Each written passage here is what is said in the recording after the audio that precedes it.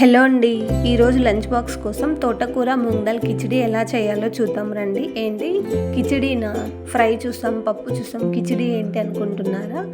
అయితే ఒకసారి ఇలా చేసి పెట్టండి, మీ పిల్లలు ఇష్టంగా తింటారు. లంచ్ బాక్స్ కూడా ఖాళీ చేసి తీసుకొస్తారండి. దీనికోసం ముందుగా ఒక కప్పు రైస్, ఒక కప్పు మూంగ్ దాల్ని బాగా వాష్ చేసి సోక్ చేసుకోవాలి. ఒక half an hour to 1 hour. తర్వాత ఒక కట్ట తోటకూరని వాష్ చేసి ఇలా చిన్నగా కట్ చేసి పెట్టుకోవాలి. ఇప్పుడు స్టవ్ మీద ఒక కుక్కర్ని పెట్టుకొని అందులో ఆయిల్ వేసుకొని జీలకర్ర, చెక్క ముక్క వేసుకొని అలాగే పచ్చిమిర్చి, ఆనియన్స్, అల్లం వెల్లుల్లి పేస్టు, పసుపు కూడా వేసుకొని బాగా ఫ్రై చేసుకోవాలి. ఇవి బాగా ఫ్రై అయ్యి పచ్చివాసన పోయాక ముందుగా సోక్ చేసుకున్న మూంగా దాన్ని కట్ చేసుకున్న తోటకూర వేసుకొని ఇవి కూడా బాగా మగ్గించుకోవాలి. ఇప్పుడు వాష్ చేసి సోక్ చేసుకున్న రైస్ కూడా వేసుకోవాలండి. ఇక్కడ 1 కప్ మూంగల్, 1 కప్ రైస్ కోసం 2 కప్స్ అయితే వాటర్ వేసుకున్నాను ఈచ్ కప్కి.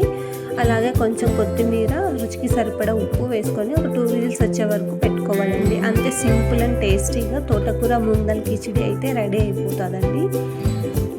ఈ కిచిడి ఎంత టేస్ట్ ఉందంటే నిజంగా అంత బాగా నచ్చేసిందండి నాకైతే. మా బాబు కూడా ఇష్టంగా తిన్నాడు. దీనికి కాంబినేషన్గా పల్లీ చట్నీ అయితే ప్రిపేర్ చేశాను.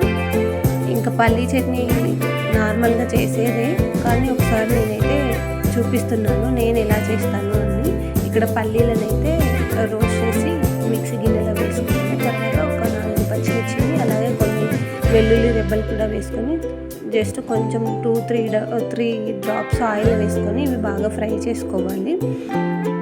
ఇవి కూడా పల్లీల్లోకి యాడ్ చేసుకొని రుచికి సరిపడా ఉప్పు అలాగే కొంచెం చింతపండు పేస్ట్ అయితే వేసుకొని మిక్సీ పట్టుకోవాలండి. అంతే, సింపుల్ అండ్ టేస్టీగా పల్లీ చట్నీ అయితే ప్రిపేర్ అయిపోతుంది. ఈ రెండింటి కాంబినేషన్ లంచ్ బాక్స్ పెడితే పిల్లలు ఇష్టంగా తిని లంచ్ బాక్స్ ఖాళీ అయితే చేసుకొని వస్తారండి. ఈ వీడియో కనుక మీకు నచ్చినట్లయితే ప్లీజ్ లైక్ చేసి షేర్ చేయండి. అలాగే మరికొన్ని హెల్తీ లంచ్ బాక్స్ కోసం మన ఛానల్ ఇప్పుడే సబ్స్క్రైబ్ చేసుకోండి.